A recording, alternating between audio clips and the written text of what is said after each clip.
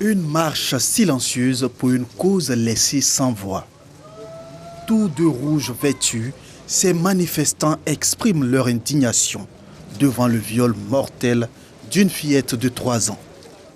Il est temps que nous nous levions et que nous dénoncions ces actes odieux qui se reproduisent au fil des années. Stop et plus jamais ces actes de violence extrême et ces assassinats horribles et odieux. C'est vraiment tragique ce que nous vivons et c'est vraiment immonde.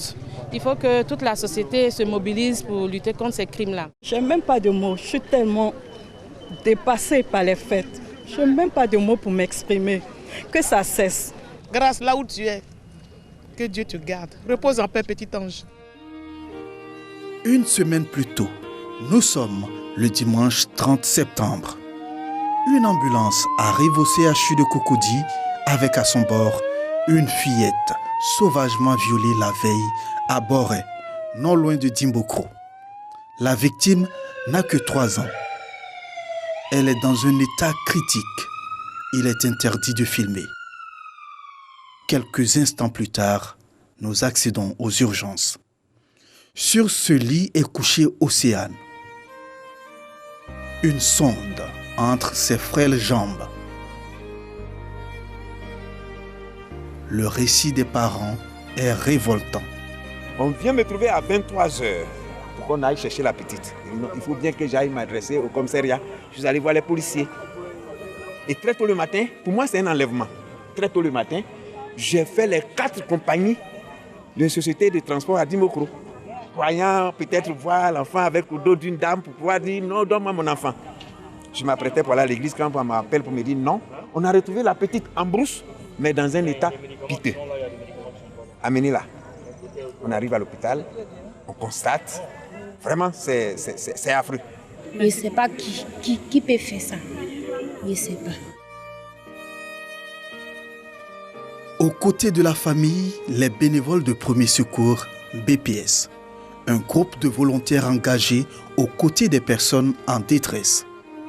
Ces bénévoles ont pris en charge le déplacement de la petite Grâce et les premiers soins. C'est des médicaments qu'on doit acheter ou à la pharmacie du CHU ou dans une autre pharmacie et venir mettre à disposition. Ils vont faire 2 ou 3 opérations déjà. Lendemain lundi, jour de l'opération, la ministre de la Famille, de la Femme et de l'Enfant se rend au chevet de la petite déjà au bloc opératoire. Des mots de soutien aux parents capent sur le bureau du médecin. La nouvelle tombe tel un couperet. L'enfant vient de décéder. C'est un acte ignoble sur un enfant. Les enfants, ce sont nos trésors. C'est eux qui font la Côte d'Ivoire de demain. Et nous ne pouvons pas accepter qu'il y ait des actes de violence sur nos enfants. Je voudrais vraiment dire que c'est la tolérance zéro et que tout sera mis en œuvre pour retrouver les criminels. Parce que pour moi, ce sont des criminels.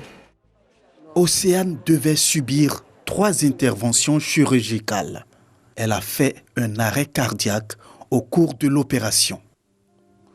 Colère, indignation, pleurs. Le viol mortel de la fillette de 3 ans a attristé la toile. Presque au même moment, une autre image suscite stupeur. Un bébé portant dans ses bras un autre bébé à qui elle vient de donner la vie. La scène semble surréaliste, mais c'est bien l'histoire de l'adolescente. Cette mineure, âgée seulement de 12 ans, vit en silence son martyre. Sourde et muette, elle vient d'accoucher à la suite d'un viol. C'était le 31 décembre. Ma fille est partie rester dans sa patronne m'avait dit qu'ils allaient veiller. Mais à minuit, je sors, la petite était couchée dans la cour. En tout cas, tout gâté. Elle avait bu, donné à boire, elle était saoulée, l'ont violée. J'avais honte de dire à les gens qu'ils ont violé ma fille. Le lendemain matin, j'ai commencé à la traiter indigénant parce que je n'avais pas de sous.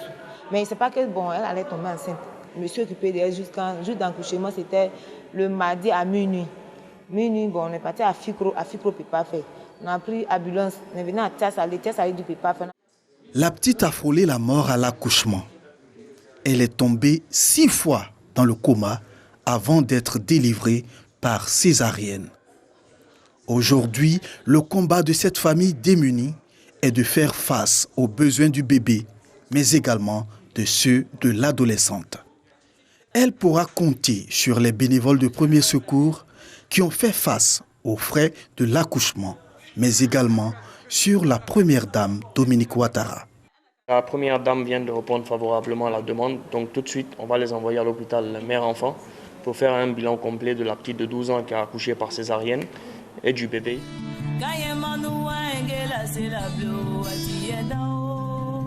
Le bourreau de la petite Océane court toujours, tout comme le violeur de la mineure de 12 ans.